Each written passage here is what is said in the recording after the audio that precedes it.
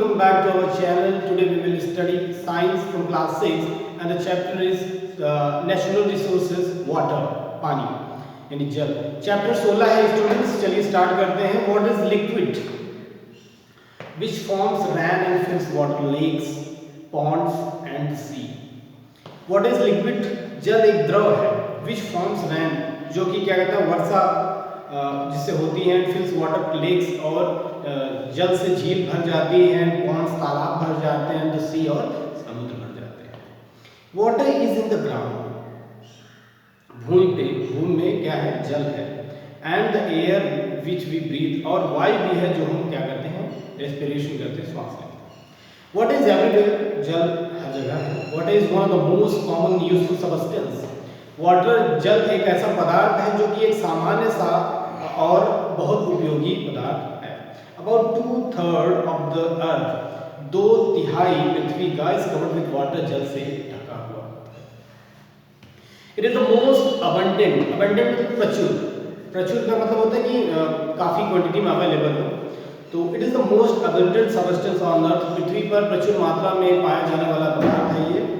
And it is an important natural resource, और यह एक अति आवश्यक प्राकृतिक स्रोत है. And most of the water present on earth is, अधिकतर जल जो पृथ्वी पर वर्तमान समय में उपलब्ध है, इज इन ओशियंस, महासागरों में है. एंड सीज, और समुद्रों में, यानी जो अधिक मात्रा में जो भी जल यहाँ पर पृथ्वी पर इसमें मौजूद है, मोस्ट ऑफ द वाटर, अधिक जल मतलब मैक्सिमम जो जल की मात्रा है वो समुद्रों और महासागरों में उपलब्ध है.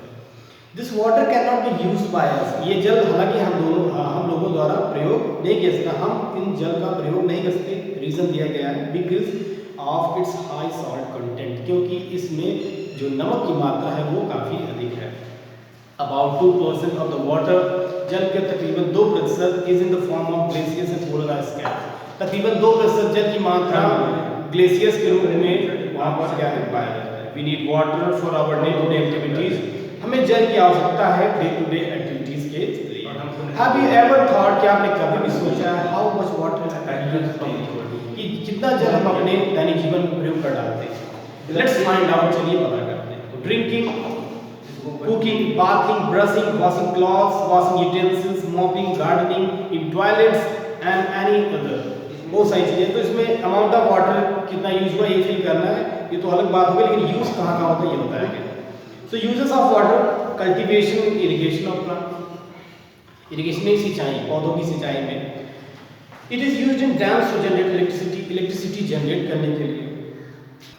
It is used in dams, it is used in dams to generate electricity, dams में प्रयोग किया जाता है इलेक्ट्रिसिटी जनरेट करने के लिए वाटर का. It is used in industries, इसका प्रयोग उद्योगों में होता है. It is used as a medium of transport, transport के मीडियम में भी इसका यूज किया जाता है कि ट्रांसपोर्ट का एक माध्यम है.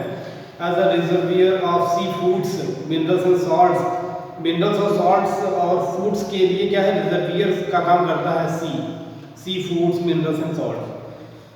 As a habitat of marine animals and plants, marine animals और प्लांट्स का एक हैबिटेट होता है. And it is used in extinguish fire, आग को बुझाने में भी ये काम आता है. फिर आता है where do we get water from, हम जल पाते कहाँ से. We are staying so far away from oceans, हम महासागरों से बहुत दूर स्थित हैं. How is it that ocean water which is salty reach into the river.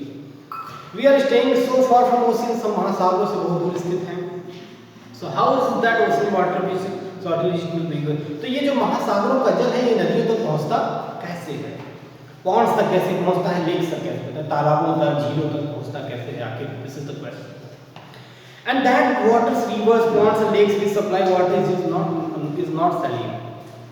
I mean as we have seen earlier, जैसे हमने पहले देखा है, that a very little percentage of water, क्योंकि जल की बहुत कम मात्रा 0.01% on earth is available for human consumption.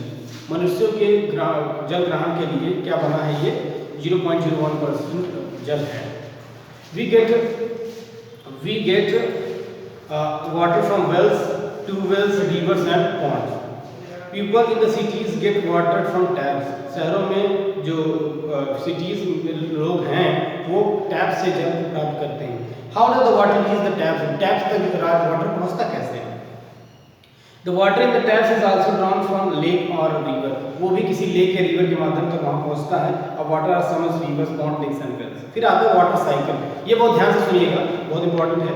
Evaporation of water, we have all seen that the wet clothes dry in the sun, हम सभी ने देखा है कि जो गीले कपड़े होते हैं सूर्य में यानी सूर्य की धूप में सूख जाते हैं सूर्य की किरणों से। आफ्टर सम टाइम, कुछ समय बाद, similarly if water spills on the ground it ड्राइज up, इसी रूप से अगर किसी जमीन पर अगर जल फैला हुआ है तो कुछ देर में सूख जाता है या फिर जल की मात्रा कम हो जाती है। You must have seen puddles of water after the rains, but when it becomes sunny these puddles disappear as water dries up।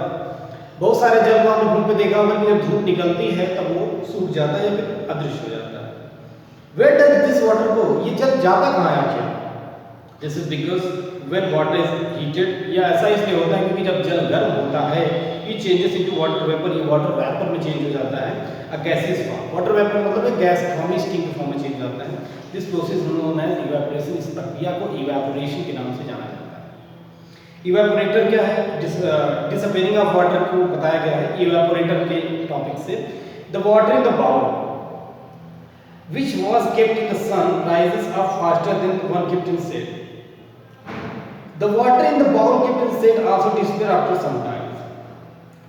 देखिए, एक बाउल आप धूप में रखिए, एक बाउल आप छाया में रखिए और दोनों में पानी जल भर के रखिए, तो पहले डिसअपियर कौन होगा? जो धूप है।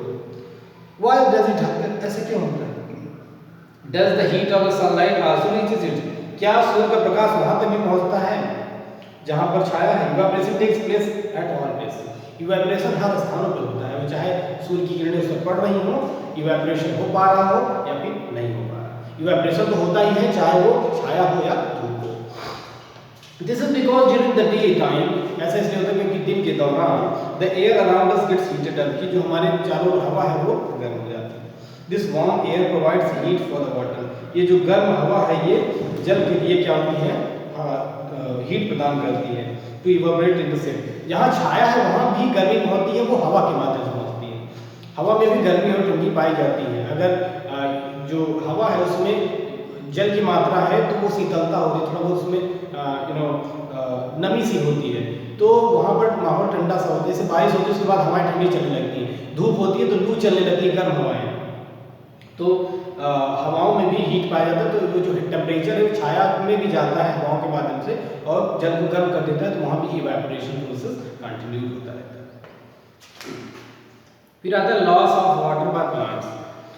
Plants need water to grow, पौधों को जल की आवश्यकता है विकसित होने के लिए। Plants take this water from the soil, और प्लांट्स इस सॉइल मिट्टी में ही क्या होते हैं? जल को प्राप्त करते हैं through their roots. Plants use a part of this water to make their food. Plants use part of this water to make their food. और जल का ये जो भाग है इसका प्रयोग करते हैं पौधे अपना भोजन बनाने के लिए। And retain store of this different part. और जो बचा होता है उसे विभिन्न प्रकार के जो भाग हैं, विभिन्न भाग हैं उनके बॉडी के, उसमें स्टोर कर लेते हैं। The remaining water is released by the plants. और जो remaining water है वो प्लांट्स द्वारा रिलीज कर देता है into air, हवा के फॉर्म में, एज वाटर वेपर फॉर्म में through the small pores of years, जो उनमें छोटे स्मॉल पोर्स होते हैं, छोटे छोटे पोर्स होते हैं उनकी पत्तों में, जिन्हें स्टोमेटा के नाम से जाना जाता है। The loss of water from plants as water vapours, जो ये लॉस ऑफ वाटर होता है वाटर वेपर्स के द्वारा जो पौधों में पाया जाता है, take place through the pores of their leaves is called transpiration. Transpiration एक पोर होता है, पोर्स होते हैं, उसी में से क्या होता है? वाटर वेपर जनरेट होता है। Plants also give out large amount of water from their leaves during transpiration, और ट्रांसपिरेशन के माध्यम से पौधे भी बहुत अधिक मात्रा में जल जनरेट करते हैं। ये जल जनरेट नहीं कर रहे हैं, ये जल मिट्टी से ही ऑर्डर किया है, लेकिन जो बच रहा है रिमेनिंग जो क्वांटिटी है उसको जनरेट कर रहे हैं। This water also goes into the air, और ये जल भी क्या है? हवा में जाता है। Plants use only small amount of this water, जो प्लांट्स हैं ये इस छोटे अमाउंट को भी क्या करते हैं? वो जनरेट करते हैं। This water also goes into the air. Plants use only small amount of water preparing for food and rest is given out. और जल की मात्रा जो होते हैं पूरे जल की मात्रा पौधे नहीं ऑब्जर्व करते, अगर अधिक जल की मात्रा रहती है तो वो उसे हवा में फिर से जनरेट कर देते हैं। फिर आता है फॉर्मेशन ऑफ क्लाउड्स। क्लाउड्स का निर्माण कैसे होता है? बाद में कंडेंसेशन के माध्यम से होता है। The mass of टिनी droplets formed by the condensation of water, छोटे छोटे ड्रॉपलेट्स के जो होते हैं तैयार होते हैं form by condensation of water, condensation water के कंडेंसेशन से which we flow in the atmosphere is called cloud, जो बनकर एटमॉस्फेयर में क्या होता है इसे हम क्लाउड के नाम से जानते हैं। The formation of clouds involves the picture of condensation, the changing of water vapour into liquid, water vapour से लिक्विड के फॉर्म में चेंज होना ऑन कूलिंग, ठंडा करने में इज कॉल्ड कंडेंसेशन, यही कंडेंसेशन कहलाता है। The water vapour being lighter than air rise up, वो जो वाटर वेपर होता है वो हल्का होता जाता है जब ये हवा में ऊपर की तरफ जाता है, क्योंकि एटमॉस्फेरिक प्रेशर जो होता है वो कम होता है। The higher air is cooler, जो हायर एयर होती है, जो ऊंचाई पे हवा होती है वो क्या होती है, कूलर होती है as water vapour rises up, क्योंकि वाटर वेपर जो होता है ऊपर की तरफ जा रहा होता है। So it's begin to cool, और फिर क्या होता है इसके कारण से वो ठंडा होना शुरू हो जाता है। When it cools down, it condenses from water droplets, और ये जब कूल डाउन हो जाता है तकरीबन कंप्लीटली कूल हो जाता है तो ड्रॉपलेट्स में चेंज हो जाता है। फिर आता है water cycle. We have now seen how water is brought back to surface of earth. अब हम लोग समझे कि वाटर, अब भाई क्लाउड्स बन गए हैं तो उस क्लाउड से बाद बारिश ही होनी है of course, but we have seen how water is brought back to surface of earth, तो पृथ्वी की सतह से दोबारा पानी कैसे लाते हैं समझ लिया, goes back to the sea ocean, ocean में दोबारा कैसे चला जाता है। The process by which water from the ocean and surface of earth goes into the air, एक प्रक्रिया जिसमें जल की मात्रा महासागरों से और पृथ्वी की सतह से हवा में जाता है एज वाटर वेपर की फॉर्म में, कंडेंस टू फॉर्म क्लाउड्स, और कंडेंस होकर क्लाउड उसमें बदल जाता है, रिटर्न एज रेन, बारिश बनकर लौट आता है, hail and snow finally blows back to the ocean, this cycle is known as the water cycle, और यही जो साइकिल है, ये जो चक्र है, ये जल चक्र के नाम से, वाटर साइकिल के नाम से जाना जाता है। फिर आता है importance of water cycle nature, दो इंपॉर्टेंस दिए गए हैं। Water cycle makes fresh water available in the form of rain, वर्षा के रूप में जल की मात्रा को शुद्ध कर देता है, शुद्ध मात्रा में अवेलेबल हो जाता है। Water cycle gives amount of water on surface constant, water cycle जो है वो जल की जो मात्रा है पृथ्वी की सतह पर कांस्टेंट बनाए रखता है। उसके आता है कंजर्वेशन ऑफ वाटर, कंजर्वेशन के कुछ प्रोसेस दिए गए हैं। अवॉइड वेस्टेज ऑफ वाटर, जल के दुरुपयोग से बचें। Prevent leakage of water from taps, taps के लीकेज को तुरंत क्या करें, उसको रिपेयर करें। Turn off the taps when we not in use, tap को बंद कर दीजिए जब उसका यूज नहीं है। Use a bucket and mug और बकेट का प्रयोग करिए instead of shower to have a bath, shower की अपेक्षा मग और बकेट का यूज करना चाहिए। By rain water harvesting, rain water harvesting को करिए। Prevent overflow of overhead water storage tanks, overflow of overhead water storage tank को overflow जो होता है उस पर ध्यान दें, ओवरफ्लो ना हो पाए। फिर आता है drain harvesting. In this system, इस प्रणाली में rain water is collected pits, rain water जो है कुछ गड्ढों में कलेक्ट कर लिया जाता है, ट्रेंचेस में, डक वेल्स में, and are used to collect rain water को कलेक्ट कर लिया जाता है। कुछ खास नहीं, बस जल को स्रोत को इकट्ठा करने की बात की गई है। फिर आता है roof top rain water harvesting. In this system, इस प्रक्रिया में rain water falling on the roof of buildings के रूफ पर, छतों पर क्या होता है, कलेक्ट होता है। Is collected through the pipes into storage tank, और ये पाइप्स के थ्रू स्टोरेज टैंक में कलेक्ट हो जाता है। The collected water needs to filtered before use, हालांकि इन सारे जलों को फिल्टर करने की आवश्यकता होती है प्रयोग के पहले। It concern soil from their roof, और ये जो रूफ पर सॉइल्स होती हैं, मिट्टी होती है, इसमें पाए जाते हैं। It can also be allowed to flow into a deep pit into the ground so as the recharge और रिफिल ऑफ ग्राउंड वाटर। इस जल को किसी गड्ढे में भी छोड़ा जा सकता है ताकि जो रिक्वायर्ड है, जो रिक्वायर्ड नीड है पृथ्वी के सरफेस की, अर्थ के सरफेस की, वो पूरी हो सके जल के लिए। फिर है drought, the absence of rain in an area over a long period of time greatly affects the soil।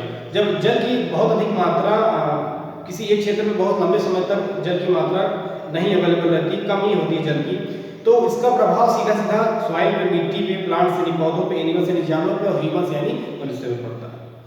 The soil becomes dry, और ये जो सॉइल है ये ड्राई हो जाती है as it continues to lose water through the evaporation and transpiration. Rivers and ponds dry up, rivers और जो पॉन्ड्स है वो सूख जाते हैं। The level of water in the well ground water decreases, जो जल की मात्रा है वो चाहे किसी कुएं में हो या फिर समुद्र में हो, हर जगह वो क्या होता है, डिक्रीज होने लगता है। सम ऑफ द वेल्स में ड्राई अप, और कुछ कुएं तो बिल्कुल ही सूख जाते हैं। फ्लड्स बताया गया, जल की कमी तो हो गया, अब फ्लड्स समझते हैं। The time duration of amount of rainfall varies from place to place, हर स्थान पर सेम वर्षा नहीं होती, जो वर्षा होती है, वर्षा की क्वांटिटी होती है, जगह जगह पर अलग अलग होती है। तो in India monsoon is the most awaited season and brings rain. Monsoon जो है सबसे अवेटेड एरिया है, जो कि क्या करता है उसको वर्षा का जो मानसून होता है, वर्षा का एक मौसम होता है, उसका इंतजार रहता है लोगों को। You must be notice dew on leaves, grass और winds and gets cold winter morning, this is due to the condensation of moisture. तो ये सब कुछ चीजें खास हैं। The farmers wait for rains to sow their crops, अपने फसलों को बोने के लिए किसान जो है वर्षा का इंतजार करते हैं। कभी क्या होता है, excess rainfall is also harmful, लेकिन जल की अधिक मात्रा भी नुकसानदायक है, मतलब वर्षा की अधिक मात्रा भी नुकसानदायक है। फिर 2 मिनट में चैप्टर कंप्लीट करते हैं स्टूडेंट्स। फिर क्या होता है यहाँ पर, when the it rains exclusive for several days, कुछ दिनों तक लगातार अगर वर्षा होती रहती है, the level of water in the river rises, और जो लेवल ऑफ वाटर है, जल की मात्रा है नदियों में, वो बढ़ने लगती है। It flows into the near by land, और जो अगल बगल की जमीनें होती हैं वहां पर जल जाने लगता है अगल बगल भूमि में, तो इसे फ्लड्स के नाम से जाना जाता है। फिर यहाँ पर स्टूडेंट्स चैप्टर कंप्लीट होता है। समराइज जो है, लेट्स समराइज, इसको जरूर पढ़ा करिए, इसमें कुछ इंपॉर्टेंट बातें होती हैं, और चैप्टर को 2-3 बार रिपीट करिए, और एक्सरसाइज को घर पे जरूर किया करिए। Okay, thank you so much students. Please like the video, subscribe the channel and hit the bell icon.